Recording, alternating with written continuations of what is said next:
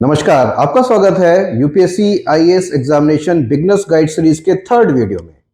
First video में हमने बात करी थी who is a civil servant. Civil servant कौन होता है और उससे क्या एक्सपेक्टेशन होते हैं एक समाज को। वीडियो नंबर 2 में हमने बात करी थी सिलेबस क्या है। सिलेबस सिर्फ कुछ किताबें नहीं है, सिलेबस कुछ रेफरेंस मटेरियल नहीं है, सिलेबस कुछ सब्जेक्ट्स नहीं है। सिलेबस के पीछे समाज की बड़ी तस्वीर है। उस तस्वीर को हमने समझा था वीडियो नंबर 2 में। अगर वो तस्वीर आपको समझ में आती है तो वो सिविल सर्वेंट्स वाला जो आउटलुक है वो आपके अंदर पैदा होता है। थर्ड वीडियो में आज हम बात करेंगे सिविल सर्विस एग्जामिनेशन का कैलेंडर क्या है, उसका प्रोसेस क्या है। प्रोसेस की अगर हम बात करें तो ये 3 भागों में है। प्रीलिम्स जो एमसीक्यू बेस्ड होता है, मेंस जो रिटन होता है और इंटरव्यू जो ओरल होता है। ये 3 प्रक्रिया क्यों? यूपीएससी से क्या इवेल्यूएट करता है? एक्चुअली वो आपका इवेल्यूएशन मेथड यूपीएससी का जो है वो जांचता है कि आप जॉब फिट हैं या नहीं, आपकी कार्य क्षमता जानता है कि आप ऑफिसर बनने लायक हैं या नहीं। मैं हूं आपका गाइड और mentor Ritesh Kumar Singh, ex civil servant, और इस वीडियो में आगे चर्चा करेंगे डिटेल में। कैलेंडर देखते हैं।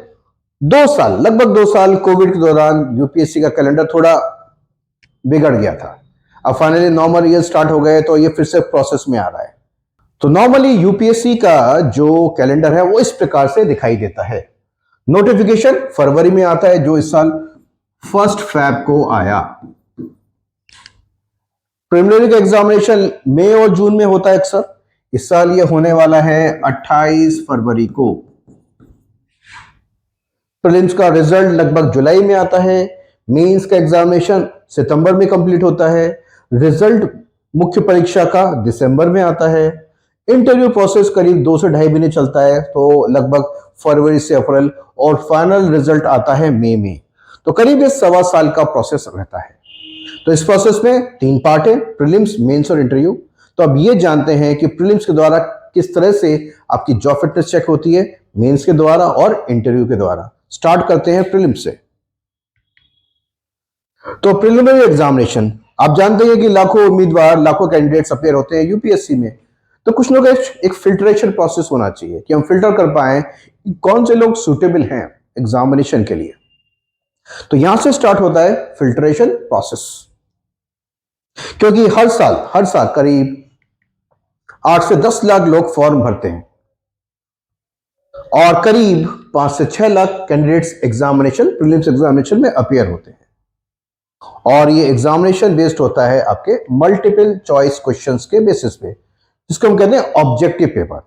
तो सवाल आपको दिए जाते हैं, 4 ऑप्शन आपको दिए जाते हैं, तो आपको चूज करना होता है करेक्ट ऑप्शन। और कितने कितने एमसीक्यूज आते हैं? 2 पेपर होते हैं। पहले पेपर में 100 एमसीक्यूज, सेकंड पेपर जिसको हम सी सेट कहते हैं उसमें 80 एमसीक्यूज होते हैं। और दोनों पेपर का और हर एक पेपर का जो ड्यूरेशन होता है वो 2 घंटे प्रति पेपर और पर पेपर। अब इस प्रकार के जो क्वेश्चंस बनाए गए हैं, इससे एक्चुअली जांचा क्या जा रहा है, आपका क्या इवैल्यूएशन करा जा रहा है? क्या आपकी रटने की क्षमता चेक करी जा रही है या समझने की? क्या आपकी सिर्फ एग्जामिनेशन में अपीयर होने की कैपेबिलिटी चेक करी जा रही है या आपके माइंड की एप्लीकेशन की? तो देखते हैं यूपीएससी क्या जांचता है। Assessment of job fitness. तो पहली बात जाहिर है, अगर आपको इतनी पढ़ाई करवा रहा है तो आपकी बेसिक नॉलेज तो जांचेगा ही, बेसिक नॉलेज। लेकिन बेसिक नॉलेज को आप इस्तेमाल कैसे करते हैं, यूज कैसे करते हैं, वो इंपॉर्टेंट है। इसलिए क्वेश्चंस इस प्रकार से दिए जाते हैं कि आपको इंटरप्रिटेशन करना पड़ता है। डायरेक्ट क्वेश्चंस तो बहुत ही कम होते हैं, ज्यादातर क्वेश्चंस इंटरप्रिटेशन और इन्फ्रेंस के बेसिस पे होते हैं। आप उसका क्वेश्चन का मतलब क्या निकालते हैं, क्या आप क्वेश्चन का मतलब समझ पाए, क्या आप ऑप्शंस को समझ पाए।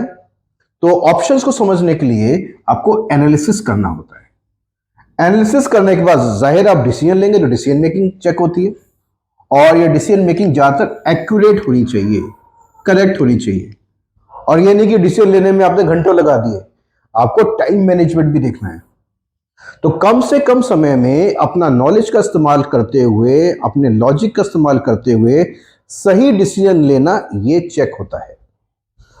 ये एक्चुअली क्यों चेक होता है? क्योंकि ये भाई, जब आप काम करेंगे सिविल सर्वेंट, तो काम करने की जगह पे वर्क प्लेस रिक्वायरमेंट है। Why? Because it is work place requirements. अब इसको प्रैक्टिकल टर्म में बताता हूं। अगर आप जिला अधिकारी होते हैं, अगर आप डिस्ट्रिक्ट कलेक्टर हैं, तो करीब आपको 70 डिपार्टमेंट जिला स्तर पे, 65 से 70 डिपार्टमेंट जिला स्तर के आपको देखने होते हैं। वो सभी मंत्रालय से जुड़े होते हैं। वो डिपार्टमेंट शिक्षा हो, स्वास्थ्य हो, इंडस्ट्री हो, सोशल जस्टिस हो, आपका एनवायरमेंट हो, आपको सभी देखना होता है। तो आपकी डिसीजन मेकिंग बहुत फास्ट होनी चाहिए। आप अपने नॉलेज के बेसिस पे करेक्ट डिसीजन ले। 50 फाइलें आपके दफ्तर में आती हैं, आपको पढ़ना है, डिसीजन लेना है, और वो भी एक्यूरेट लेना है। तो आपकी जो जॉब फिटनेस है एक्चुअली वो टेस्ट होती है यूपीएससी के पेपर नंबर 1 में, इस जो प्रीलिम्स का पेपर है। तो आपको बेसिक नॉलेज मिली। इस बेसिक नॉलेज को अल्टीमेटली चेक किया क्वेश्चंस के जरिए। वो एनालिसिस के बेसिस पे होना चाहिए, वो राइट डिसीजन मेकिंग होनी चाहिए, उसमें एक्यूरेसी होनी चाहिए, क्योंकि ये वर्क प्लेस रिक्वायरमेंट्स है। अब सीसेट का पेपर क्या चेक करवाना चाहता है भाई? सीसेट का पेपर कहता है भाई आप कॉम्प्रिहेंशन में अच्छे होने चाहिए। क्यों कॉम्प्रिहेंशन? क्योंकि अगर आप सरकारी अफसर हैं, आपको फाइल्स पढ़नी पड़ती हैं, नोटिंग बनानी पड़ती है, डॉक्यूमेंट्स पढ़ने पड़ते हैं, रिपोर्ट्स देखनी पड़ती हैं, तो ये सारी चीजें आपकी पैराग्राफ फॉर्म में होती है, कॉम्प्रिहेंशन में होती है। तो आपका रीडिंग एबिलिटीज, कॉम्प्रिहेंशन एबिलिटीज बहुत स्ट्रांग होनी चाहिए कि आपको पढ़ते ही समझ में आना चाहिए इसका मतलब क्या है, इसका बैकग्राउंड क्या हो सकता है, इसका फॉरवर्ड क्या हो सकता है, आपको क्लियरली समझ में आना चाहिए। इसलिए कॉम्प्रिहेंशन एबिलिटीज आपकी चेक होती हैं सीसेट के पेपर में। मैथ्स क्यों, रीजनिंग क्यों? आप भाई बहुत सारी स्कीम्स के इंचार्ज हैं, आपको स्कीम्स के लिए पैसा आपको रिलीज करना है। कितना पैसा रिलीज किया जाए, किस टाइम किया जाए, कहां पे किया जाए कि मैक्सिमम बेनिफिट हो, बेसिक कैलकुलेशन आपके दिमाग में होनी चाहिए, बेसिक रीजनिंग आपके दिमाग में होनी चाहिए। अगर आपके पास शॉर्टेज ऑफ फंड्स हैं तो आपको फिर रिक्वेस्ट डालनी पड़ती है फंड्स को लाने के लिए, तो उसके लिए भी basic explanation based on maths logic आपको समझाना पड़ता है। तो ये सारी जो एग्जामिनेशन प्रक्रिया है वो आपकी जॉब फिटनेस चेक कर रही है, सिर्फ रटना नहीं है।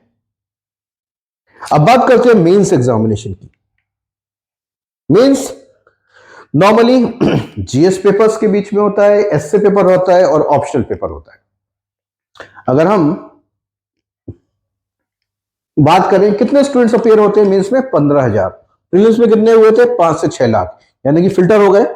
ये फिल्ट्रेशन के बाद 15,000 स्टूडेंट्स बचते हैं। तो ये जो पेपर्स होते हैं, nature of questions in GS papers, किस प्रकार के जीएस पेपर होते हैं, इनको हम एसे टाइप बोलते हैं। एसे टाइप मतलब लिखित, और वर्ड्स लिमिट कितनी होती है, 150 वर्ड से 250 वर्ड्स। 4 जीएस पेपर्स होते हैं, 1, 2, 3 एंड 4। टाइम ड्यूरेशन 3 घंटा प्रति पेपर, और लगभग कितने क्वेश्चंस आते हैं, 20 क्वेश्चन पर पेपर। यहां पे प्रक्रिया थोड़ी मुश्किल हो जाती है। यहां पे मुश्किल हो जाती है तो क्या यूपीएससी जांचना चाहता है फिर से आपकी जॉब फिटनेस? तो देखते हैं जॉब फिटनेस यहां पे किस प्रकार से दिखती है। क्योंकि ये लिखित है तो यानी कि आपको लिखना है, तो यानी कि अब आपको सिर्फ बेसिक नॉलेज नहीं चाहिए, एडवांस नॉलेज चाहिए। आपके कॉन्सेप्ट्स बहुत क्लियर होने चाहिए। आपको किसी सवाल को, किसी मुद्दे को, किसी प्रॉब्लम को चारों तरफ से समझने की क्षमता होनी चाहिए। तो यूपीएससी चेक कर रहा है आपकी vast and deep conceptual knowledge. अब नॉलेज तो वास्ट आपकी चेक हो रही है, लेकिन आपको लिखना तो 150 वर्ड में है, 250 वर्ड में लिखना है, तो यानी कि आपको समराइज फॉर्म में लिखना है, समरी। तो ये भी एक आर्ट है। ज्यादा चीजों को कम से कम शब्द में बताना एक आर्ट है जो डेवलप करनी पड़ती है। लेकिन अगर आप कम शब्दों में बता रहे हैं तो उसमें आपको वैरायटी भी डालनी है कि भाई पढ़ने वाले को मजा भी आए, समझ में भी आए। अब इसलिए चाहे वो पॉइंट फॉर्मेट में लिखें या पैराग्राफ में लिखें, चाहे वो डायग्राम में लिखें या फिर उसको फ्लो चार्ट में समझाएं, सभी तरीके आप इस्तेमाल कर सकते हैं ताकि वो चीज सिंपल बने, पर उसके अंदर सॉल्यूशन होना चाहिए। क्योंकि जो भी सवाल यूपीएससी आपको दे रहा है कहीं ना कहीं प्रॉब्लम स्टेटमेंट होता है जिसका हल आपको बताना होता है, और जाहिर है ये सब काम भी आपको टाइम मैनेजमेंट के अंदर ही करने होते हैं। और ये सारी चीजें फिर आपकी वर्क प्लेस रिक्वायरमेंट्स है, जब आप काम करते हैं ये सब चीज की जरूरत पड़ती है। कैसे, फिर से हम समझते हैं इसको। अगर आप जिलाधिकारी हैं, डिस्ट्रिक्ट कलेक्टर, और राज्य सरकार ने आपसे पूछा कि भाई आपके जिले में जो भी ग्रामीण विकास की स्कीम्स चल रही हैं उसकी भाई रिपोर्ट सबमिट करिए। अब वहां पे तो भाई 8 से 10 स्कीम चल रही है, कुछ केंद्र सरकार की है, कुछ राज्य सरकार की है। आप थीसिस तो लिखोगे नहीं, आप समरी दोगे। वो समरी बहुत ही वैरायटी की होनी चाहिए, सिंपल होनी चाहिए। यस, तो समरी में शायद पैराग्राफ्स भी होंगे, कुछ पॉइंट्स भी होंगे, कुछ ग्राफ्स भी बना रखे होंगे आपने। यस, कोई तो फ्लो चार्ट्स होंगे। तो यानी कि वैरायटी ऑफ प्रेजेंटेशन में वो समरी सबमिट करी जाती है ताकि वो सिंपली सबको समझ में आए। अगर वो स्क्रूटनी के लिए जा रहा है तो आपके सीनियर्स को भी समझ में आनी चाहिए। अगर वो पब्लिक सर्वेंट्स के लिए जा रहा है, जैसे मिनिस्टर्स के पास जा रहे हैं, तो उनको भी समझ में आना चाहिए। Yes? तो सिंपल होनी चाहिए, सॉल्यूशन उसमें होनी चाहिए। और यस, रिपोर्ट तो आपको टाइम के हिसाब से सबमिट करनी पड़ती है। तो ये सारी चीजें फिर आपकी वर्क प्लेस रिक्वायरमेंट्स है।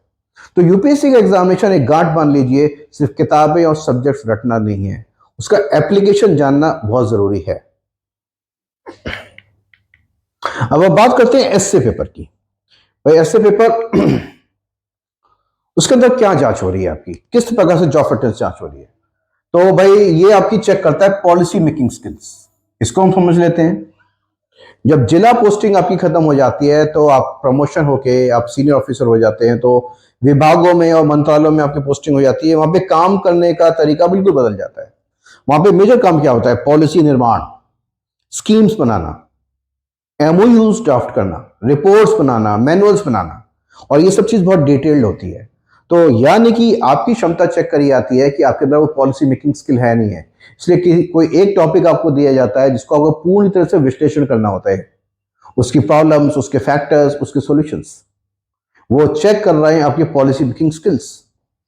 तो इसलिए आपकी डीप अंडरस्टैंडिंग और लॉजिकल सॉल्यूशंस आप प्रोवाइड कर पाते हैं किसी पर्टिकुलर इशू पे और नॉट। तो ये भी वर्क प्लेस रिक्वायरमेंट है। ये जरूरत होती है जब आपकी पोस्टिंग मंत्रालयों में या डिपार्टमेंट्स में होती है, क्योंकि आपको बहुत डिटेल्ड काम करने होते हैं। इसके बाद हम बात करेंगे ऑप्शनल पेपर की। ऑप्शनल पेपर दो प्रकार के होते हैं, पेपर नंबर 1, पेपर नंबर 2। लेकिन इसमें भी हम चेक करते हैं पहले यूपीएससी क्या चेक करना चाहता है, in depth knowledge of one subject, वो थ्योरी एंड एप्लीकेशन। भाई कोई ना कोई एक ऐसा विषय तो होना ही चाहिए जिसमें आपकी बहुत गहराई से पढ़ाई चेक की जा सके, और उस थ्योरी को आप कैसे अप्लाई करते हैं ये भी चेक हो, कहां पे इस्तेमाल होगा। भाई कभी कभी आप इंक्वायरी कमेटी के हेड बनते हैं, तो आपको उस पर्टिकुलर इश्यू को डिटेल में समझ के जवाब देना होता है। आप कभी कमीशन और कमिटीज के मेंबर बनेंगे या उसको हेड करेंगे, तो यानी किसी भी मुद्दे को डिटेल स्टडी करनी पड़ेगी, वो उसका पूरा बैकग्राउंड, उसके फैक्टर्स और उसका एप्लीकेशन बताना पड़ेगा। तो ये इसलिए ऑप्शनल पेपर के जरिए वो डीप स्टडी जांची जाती है, क्योंकि इसका रिक्वायरमेंट है इंक्वायरीज में, कमिटीज में और कमीशंस में। तो प्रीलिम्स में क्या जांचा जाता है लगभग आपको क्लियर है, मेंस में क्या जांचा जाता है आपको क्लियर है। यानी कि हर एक चीज यूपीएससी जांच रहा है आपके काम से जुड़ी हुई है। अब देखते हैं भाई, इंटरव्यू की बात करते हैं, पर्सनालिटी टेस्ट की बात करते हैं। अब पर्सनालिटी टेस्ट की बात करें, भाई आपकी नॉलेज तो चेक हो गई, आपकी नॉलेज तो चेक हो गई। अब वो आपको देखना चाहते हैं आप कैसे हैंडल करते हैं अपने सीनियर्स को, आप क्या क्या जवाब दे पाते हैं, क्या आपके पास वो बैलेंस है जवाब देने का, बैलेंस और जजमेंट है, आप घबरा जाते हो या बैलेंस जवाब देते हो, आप किस प्रकार से इंटरेक्ट करते हो लोगों से, ये सब चीजें बेसिकली चेक होती हैं। तो देखते हैं ये भी जॉब फिटनेस है। तो ये आपके सोशल ट्रेड्स चेक हो रहे हैं कि भाई आप इंटरेक्ट कर पाते हो नहीं कर पाते, आप एक्सट्रोवर्ट हो या इंट्रोवर्ट हो, अपने आप तक सीमित रहते हो या घुलने मिलने वाले हो, आप लोगों आपके पास सोच जो है समावेशी है या आपके अंदर बायसेस हैं, ये सब चेक होता है। उसके बाद जनरल अवेयरनेस, आप कितने मुद्दों को समझते हो आपके आसपास के। मेंटल अलर्टनेस, क्या आप हर प्रकार के क्वेश्चन को समझ पाते हो, जवाब दे पाते हो, क्या आपके पास बैलेंस और जजमेंट है कि आप सोच समझ के जवाब देते हो या फिर एकदम ही रिएक्ट करते हो। लॉजिकल एक्सप्लेनेशन आपको आता है, और आपके अंदर अगर लीडरशिप क्वालिटी है, क्योंकि जनरली आपको टीम्स लीड करनी होती हैं। ये सारी चीजें पर्सनालिटी टेस्ट में चेक करी जाती है, क्योंकि ये वर्क प्लेस रिक्वायरमेंट है।